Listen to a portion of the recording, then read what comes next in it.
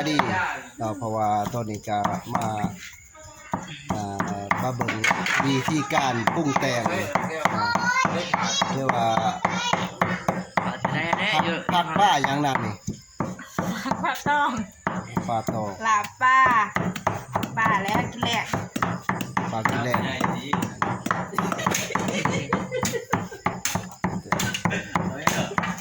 คือว่าใส่หม้อเว้ยบ่น่ะ แม่ ใส่หม้อเว้ย แล้วก็ คือว่าปลาสุดๆเลยเนาะนางเนาะจะได้กินปลาปลาตอง มันก็สิบเสื้ออีเล่ แต่ว่าเมนูนี่ ต้นวิต้น แร เสือก กินปลาตองแล้วก็มีอันนี้ปลาแม่นตำข้าวคั่วเครื่องปรุงของมันตัวพอคั่วที่ชาพอคั่วพอคั่วที่เรา แมวแล้วก็แบบเล่าเพิ่มดี หมอกขึ้น อันนั้นแหละมื้อนี้พี่น้องมาฝากติดตามทุกปากคำได้ก็ติดตามแล้วก็ขอบใจแต่สำหรับมื้อแรกว่าบ่คำใจ อ๋อเที่ยวมุกซุกเลยดีเลยครับ น้องสาวเพิ่นสิมาลาบปลาตองสุกินแต่มื้อนี้ก็ผู้ใดถืออกถือใจเด้อพี่น้องเด้อก็อย่าลืมจะพลาดมื้อใดว่างๆก็มาหาเวลามากินน้ำกันมื้อนี้ปลาตองสดๆแต่ผู้ใดถืออกถือใจแล้วก็กดไลค์กดแชร์กดติดตามช่องของ YouTube บ่บ่คำแล้วก็พี่น้องเฮาทั้งฝั่งไทยแล้วก็ฝั่งลาวแล้วก็เพื่อนมิตรสหายที่จะอยู่ใกล้เนาะแล้วก็ขอแสดงขอบอกขอบใจมันแฟนๆติดตามทุกๆปากครับในช่วงนี้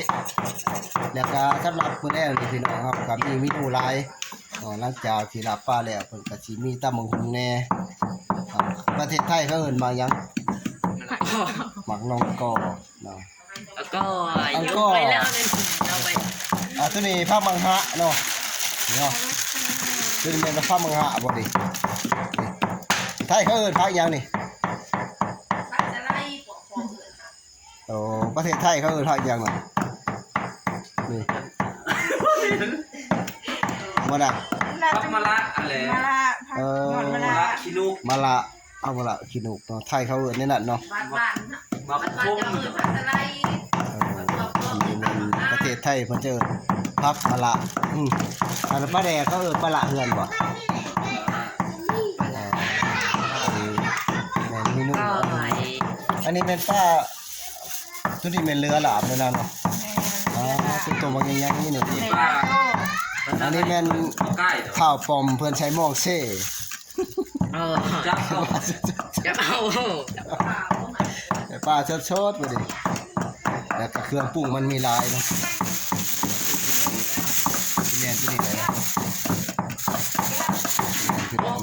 จับไป มีเมนูมีผักหอมจี้มีพริกดิบสดๆแล้วก็มีผัก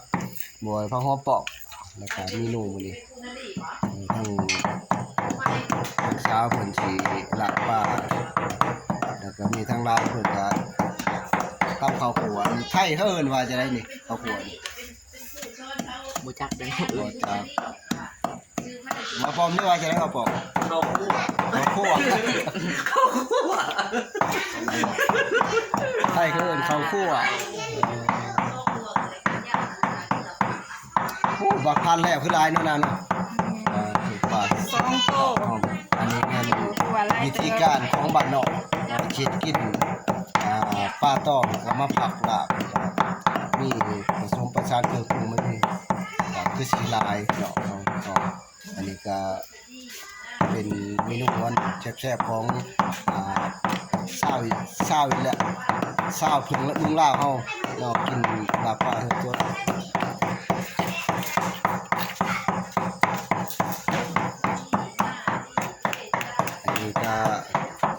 อันนี้นักฮ้องเด้อนี่เด้อนักฮ้องประจำวงทีมงานของหนุ่มกิ๊บปอม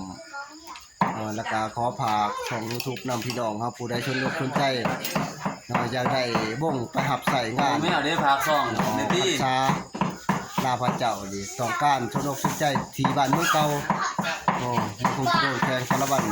มีบัวโทอย่างคักเนาะเพื่อตู่เพิ่นบอกว่าตู่มันมีหลายผู้ใดสนใจได้หัวอย่าลืม